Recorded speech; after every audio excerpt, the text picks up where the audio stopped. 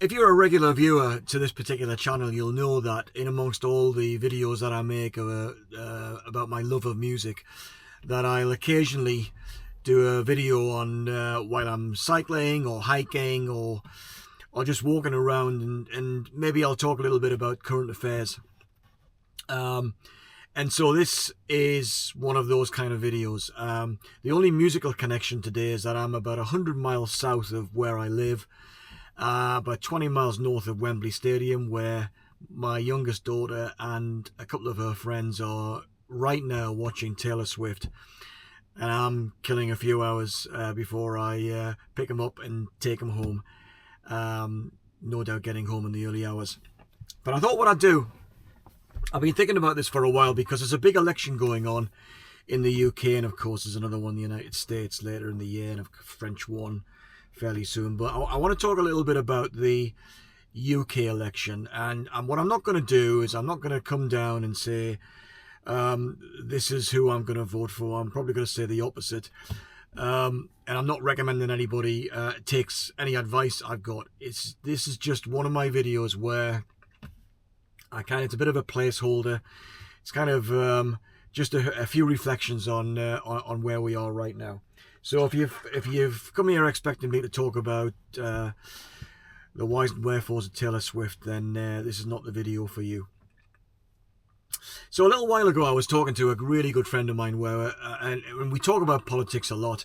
And we said to each other, you know, we really should have a deep dive on what we think about the leaders in the UK election. And you know, this is normally the sort of chat you'd have over a few beers in a pub, but in truth, both of us are political anoraks, and it's kind of more than a brawl over a few beers. It's more of a case of, come on, what do we think? What are we looking for? So I went away and I thought, well, look, I'm not just gonna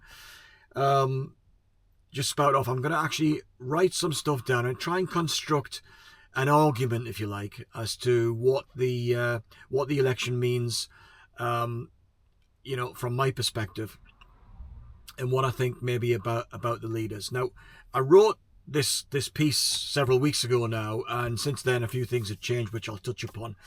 But I printed off my notes, and I've not read them. So since I wrote them a few weeks ago, so I'm just going to basically kind of go through them and remind myself about what I wrote, and then kind of just try and explain myself.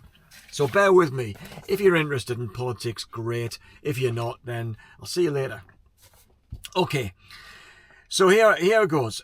Whatever one's political persuasion, the cold hard fact is that in the UK's Conservative Party has been in the driving seat of our politics for the last 14 years. And when I wrote this, the election hadn't been called. The election was anticipated to be in the autumn, round about October, November. Nevertheless, the malaise that hangs over the country and our institutions might not be wholly caused by the actions of the Tory party, but at each turn, they, the party that is, have made decisions that has brought the country to its current state. Support for the Conservatives is in the process of collapsing. At the time of writing, there'd been an election defeat by-election defeat in the constituency of Rochdale, and the prospects for this year's general election are grim. Currently, the party is polling at 20%, and I heard of a poll. I mean, when you consider that the Tories normally will get 30-odd% of the vote, and if they're the winning party, they'll get in the high 30s, and once in a blue moon, they'll get over 40%. Any of the main parties will do that, you know, Labour or the Tories. But anyway, I saw a poll where the Tories were polling at 15% and sitting third in the in popularity stakes. Sitting on the sidelines on the substitutes bench, if you will, is Keir Starmer, the Labour and the Labour Party, which, because of the UK's first past the post electoral system, is predicted to win the election with a comfortable majority, and that hasn't changed. I think Labour are currently polling in the high 30s, and look a bit of a shoe-in, not least because the Reform Party has entered this election with a return to its talismanic leader, the architect of Brexit, Nigel Farage, which people either love or hate, but make no mistake, he's a very charismatic campaigner, and he is splitting the vote on the centre-right and the right wing of politics in the UK. So we really don't quite know what happened, other than the fact that, other than the prediction that the Labour Party is almost certainly going to win with a huge majority, with the right-wing vote split. Anyway, despite this prediction, poll after poll have confirmed that enthusiasm for the Labour Party is also meek, and its leader, Keir Starmer, is not regarded as anything like a leadership titan, rather an uncertain plodder and uninspiring. Charisma-free zone, people have described him as. He's kind of a lawyer type. He does not fill the electorate with confidence that he's likely to grab the country by the scruff of its neck and drag it back to prosperity and general well-being. Anyway, so that's kind of the overall landscape. Me, I'm a floating voter. These days, I am a mostly unenthusiastic voter, and will probably not vote in the 2024 general election, which is taking place on the 4th of July. Except for the possibility of registering a protest vote in my constituency's usually safe Conservative seat. Although I've seen some analysis which suggests that even the incumbent Tory politician, and it's been Conservative Tory for decades, I think he might lose his seat, so Labour might win where I am. It's almost as if I don't really feel that I have skin in the game, and my judgment of national politicians is for what they have achieved and what prospect they have of improving things on a national level rather than in my constituency. So I'm not the goings on in my constituency are obviously of my concern, but if I wanted to get involved in anything, or I was particularly interested, I wouldn't go to my MP. I'd probably go to my local councillor. At one time or another, I have voted for the candidates of every major party, hence the floating voter handle, and have been disappointed by all of the governments that have come to power. Over the past 5 years, I've come to the conclusion that the party system simply cannot provide a party that can represent the widest and best combination of policy that I can honestly support. I think that's for most of us, really. I mean, we ended up with a kind of a basket of policies, don't we? That show up in a manifesto, and we're never really satisfied, are we? The choice of government is always a compromise, yeah, of course, but in my experience, each government during my adult life has provided far less than the sum of its parts. Furthermore, I refuse to associate myself with a tribe. I have zero desire to subcontract my thinking on the issues of the day to a party think tank or policy-making body. The idea that a manifesto would be handed down to me and that I would be expected to endorse it, at least in the round, is anathema. Why would I park my own thinking and delegate it to others, few of whom have more experience in life than I have, and whose expertise is based more on being a generalist in the policy-making sphere rather than an expert capable of arguing in detail in a policy area where their contribution has the potential to be groundbreaking. This is why I've never been a member of a political party and never will be one.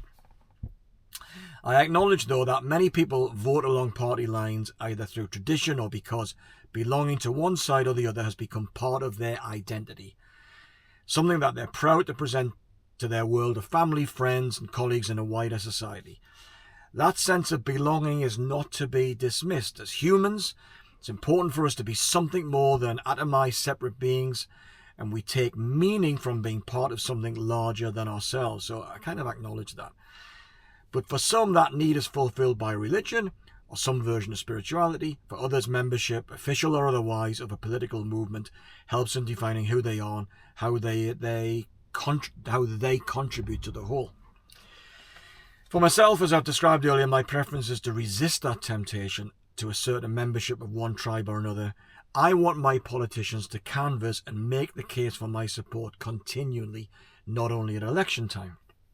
Not least because it demands something more of me, the ability and desire to assess and reassess what I'm being offered and to take an informed position, making a deliberate rather than passive or robotic decision. In this blog, or this video, I guess now, I'm going to give my assessment of the various leaders. But before I do that, I should declare what matters to me when it comes to political leaders. Without that baseline, anything I might say about a particular politician could be construed as mere prejudice. And I think it's only fair to suggest to any politician that there are certain expectations that should be met before a voter like me can honestly consider them as being successful in the role of politician. The role the politician is carrying out. So these are my baseline criteria for a trusted politician and party leadership. So I don't know, there's about 10 here, so bear with me. If you've got this far, thanks for staying with me. Maybe you're interested in politics as much as I am, which is kind of nice, but anyway, I'm kind of making this video mainly for myself, so forgive me, forgive my indulgence. So anyway, my baseline criteria, number 1, they're not numbered, but the first one is, be clever, more intelligent than most of the voting population, equal perhaps to those successful in business. Number 2, be humble. You don't know everything. None of us do. So be open about the shortcomings in your knowledge and don't pretend to have an informed perspective on every issue that comes across your desk. Express doubt occasionally. Now this is probably for all of us, to be fair, but this is what I'm looking for in politicians. So be humble, be clever, be humble. 3, have a vision for your country and your constituency. Why should we lend our votes unless you are clear about what it is you intend to do to improve the lives of those you are representing? Be an exceptional communicator of that vision. You need to inform and inspire. So don't speak in cliches. Be authentic, or scripts as it were. Be authentic and committed, and don't forget nuance and detail. Be courageous and decisive. You won't get everything right. So I don't expect my politicians to be perfect. But so anyway, you won't get everything right. But don't equivocate or try to appeal to every point of view. At the same time, accept that government, or your party, does not have all the answers to society's problems. Acknowledge that being a policymaker and a leader involves trade-offs, not only difficult decisions. I mean, there's so many times we've heard politicians saying, you can trust us, we're courageous in making difficult decisions. Well, anyone can make difficult decisions. The issue is about evaluating what the trade-offs need to be in order to move the agenda onwards. Anyway, as I go on to write here, anyone can say they're making difficult decisions, but it takes honesty and integrity to explain trade-offs, telling people what they're going to give up in exchange for something better. Here's one that's pretty relevant these days. Maybe it's always been this way. Be incorruptible. Have sufficient independent financial resources so that you cannot be bought by special interest lobbyists. It's preferable that you have built a successful career outside of politics before you put yourself forward for leadership. So I don't really think so far whether these criteria are impossible to meet and what you think about our current crop of leaders, but we'll see. Anyway, this is one where I think in my lifetime, most politicians haven't been good in this department. Be exceptionally good at implementation. Your vision and your promises are worthless unless you have demonstrable ability to implement your policies amid the complexity, interdependency, and trade-offs involved in moving things forward in the direction of tangible, yes, tangible improvement. This one I learned from my business career, and that is be a servant leader. Be a servant leader. Make your priority the interests of the people in the country. It's not enough to profess to manage the economy to increase aggregate gross domestic product, GDP, if per capita GDP is also not increasing. Otherwise, the people will, on average, be getting poorer and their lives not getting better. I heard somebody say last week that there's been 6 consecutive quarters where I think the Institute of Fiscal Studies in the UK has said that per capita GDP is going backwards. So we are on average getting poorer. Finally, be virtuous rather than a signaler of virtue. We want to look up to you and not be suspicious of you or your motives. So that's my criteria. Does that chime with you? You've got the same sort of thing? Do you think about that when you're actually going out to vote or lend your support to one party or another, or even a campaign?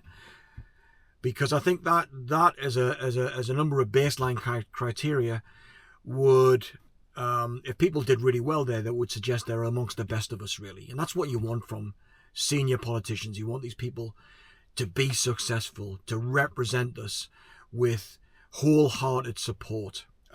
Even if when we go into the voting booth we choose one party over another, whoever wins, we expect them to do well, and we want them to do well, because there's no point in us just hoping for failure.